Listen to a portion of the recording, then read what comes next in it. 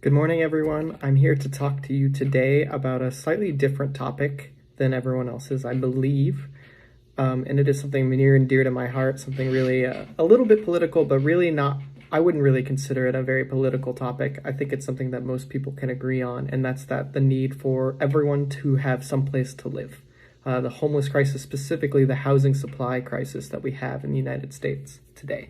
So a little bit of background on this topic first. First off, the United States is still growing in population, especially in the cities. Most major cities, other than the extremely large ones like Chicago and New York, are still experiencing pretty large population growth, period. For example, Phoenix in the past 20 years has almost tripled in population. So it's gone from a city of 800,000-ish people to almost 3 million.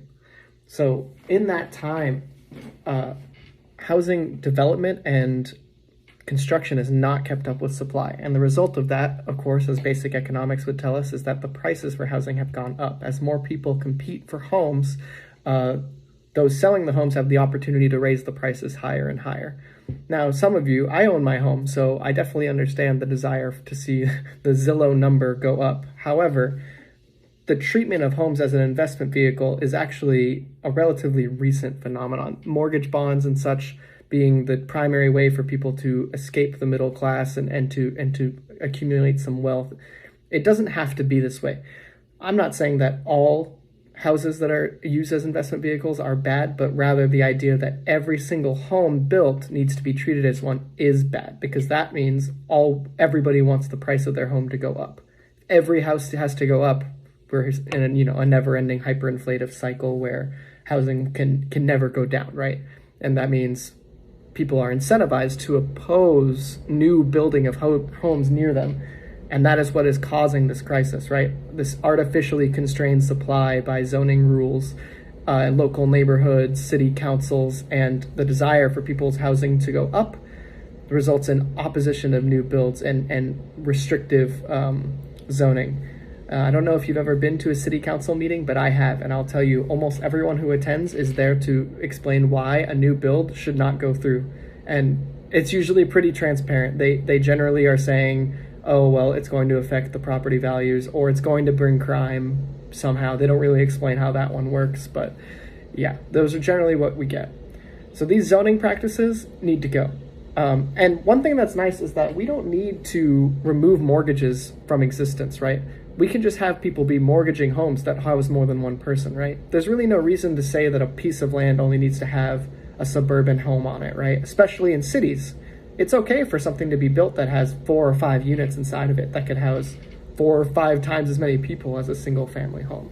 So instead of sprawling outwards, in America we have lots of land and space, so we've had the privilege, the opportunity to expand outwards when our cities grow in population, but this is unsustainable, right? Like, America has many beautiful natural environments, and eventually, unless we're going to try to stop people from having kids, if we want our population to keep growing and for people to keep making middle-class lifestyles, we're going to need to build more housing for them. And my argument here is that we need to be building up. In these places where people want to live, we need to be building more and more units on smaller pieces of land. Again, I'm not saying we should never build single-family homes. I think suburbs have a place, but the idea that every single person in America needs to live in a single-family home with 1 or 2 other people is absurdity. That's not sustainable, and it's bad for the environment. Another problem that has come from this housing shortage also comes from an older historical problem called redlining.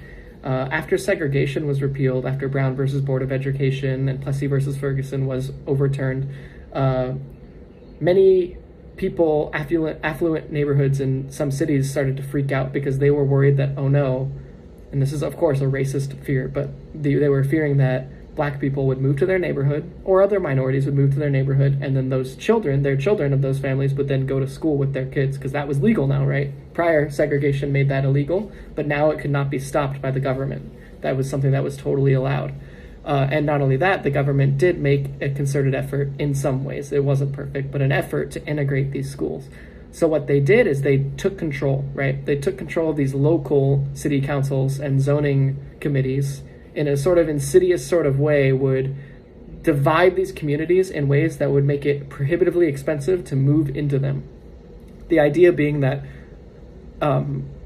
because of the systematic oppression of minorities in the country, if it was too expensive to move into this white neighborhood, then no black people would end up living near them, and then their kids wouldn't go to school them, and oh look, now I have a magically segregated school.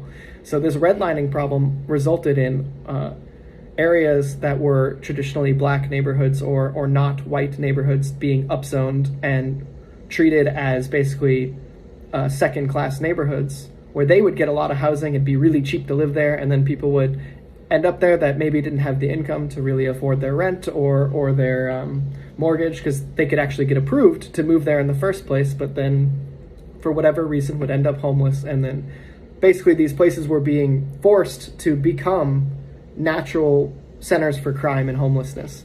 So to counteract this, what we would need to do now is need to look at these neighborhoods that were intentionally carved up by these corrupt city councils and uncarve them up, right? Take these highways out of the middle of these historically black and minority neighborhoods and reinvest in them in mixed-use sorts of building, which are becoming more and more common in places like the Bronx and Orange County, where it's a business on the bottom and then housing on top, new modern housing on top. These sorts of investments are something the government needs to do, not only as a reparation for the crimes of the past, but simply just to make sure cities survive, right? We don't want our cities to collapse into crime and things like that. Finally, the last thing, those are the main things. You might be thinking, well, okay, that's a lot of really good ideas, but do we have any like good examples of it working, right? Like, can you point to any place that it works? And yeah, I'm pleased to tell you that I can. Japan has experienced insane population growth over the past 100 years. They're now starting to stagnate and they have an aging population, but during the last 100 years, there is no point where Japan was growing slower than the United States other than the past 10. They were growing faster, and property values have been basically flat. The cost of buying a home or renting a home in nearly every city in Japan has not changed over time. And now you might be wondering how, what did they do? Well, the answer is they've allowed developers, housing developers, speculators who are keeping track of population numbers and where people want to move and live, have been allowed to build however they wish. Now, Japan doesn't have the luxury of lots of land space the way we do, so the idea that they would ever ban building skyscrapers or even just 10-story buildings in a city never came up, right? That was never an argument that people would make as it would be here. And the result of that has been, it's actually, despite being a very high cost of living country, it's actually quite easy to rent or buy a house there. So we can look to Japan as a model for our new modern zoning practices. Thank you, and have a great day.